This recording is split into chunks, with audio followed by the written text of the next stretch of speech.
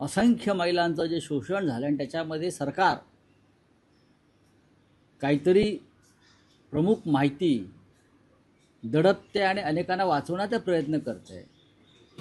अशा वेळेला राष्ट्रपतींनी राज्यपालांना निर्देश दिले पाहिजे आणि राज्यपालांनी याच्यामध्ये हस्तक्षेप केला पाहिजे या संपूर्ण प्रकरणात। रोज नवीन नवीन नावं येत आहेत आणि त्यात आता आणखी एक नावाची भर पडली ते म्हणजे विधान परिषदेच्या उपसभापती डॉक्टर नीलम गोऱ्हे। त्यांनाच बोलू द्या ना। त्याच्यावर ज्या विषयासंदर्भात बघा, ह्याच्यामध्ये आता कोण लपून राहिले? हमाम में सब नंगे, तसे सगळेच नग्न झालेत त्या खराच्या हमाममध्ये। कोणाकोणाची नावं घेणार आहात तुम्ही?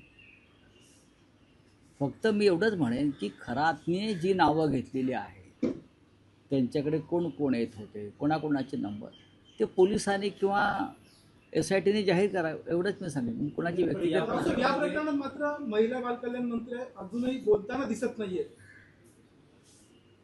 महिला बालकल्याण मंत्र्यांनी बोलायला हवं, कारण महिला बालकल्याण मंत्र्यांचे वडील त्यांचे भक्त होते। आपण पाहिलं असेल त्याही भक्त आहेत। विशेषतः महिलांवरती अत्याचार झालेले आहेत, महिलांचं शोषण झालेलं आहे। त्याच्यामुळे महिला आणि बालकल्याण मंत्री ज्या कोणी असतील त्यांनी त्याच्यावरती आपली भूमिका स्पष्ट करावीच लागेल। नाही, पण राऊसाहेब या सगळ्यात रडारवर दिसत आहेत दीपक केसरकर, कारण दीपक केसरकरांवर स्वपक्षीय आमदारांचाच रोष आहे। हे बघा की त्यांच्या विरोधात रोष आहे की अनेकांना त्यांनी पण याच्यावरती मी कशा करता बोलावं? याच्यावरती शिवसेनेनं कशा करता बोलावं? ह्याच्यावरती आम्ही बोलणं, मी तर बोलून याच्यावरती महिला राष्ट्रपतींनी बोलावं। महाराष्ट्रासारख्या एका राज्यामध्ये इतकं मोठं कांड घडलेलं आहे, अशा वेळेला या देशाच्या राष्ट्रपतीपदी एक महिला आहे।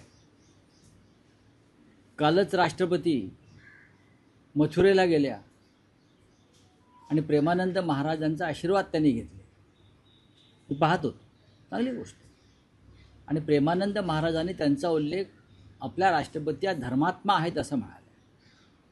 त्या धर्मात्मा जर असतील किंवा आहेत असं आपण मान्य केलं, सज्जन महिला आहेत, तर त्यांनी महाराष्ट्रासारख्या राज्यामध्ये असंख्य महिलांचं जे शोषण झालं आणि त्याच्यामध्ये सरकार काहीतरी प्रमुख माहिती दडपते आणि अनेकांना वाचवण्याचा प्रयत्न करते। अशा वेळेला राष्ट्रपतींनी राज्यपालांना निर्देश दिले पाहिजे आणि राज्यपालांनी याच्यामध्ये हस्तक्षेप केला पाहिजे या संपूर्ण प्रकरणात।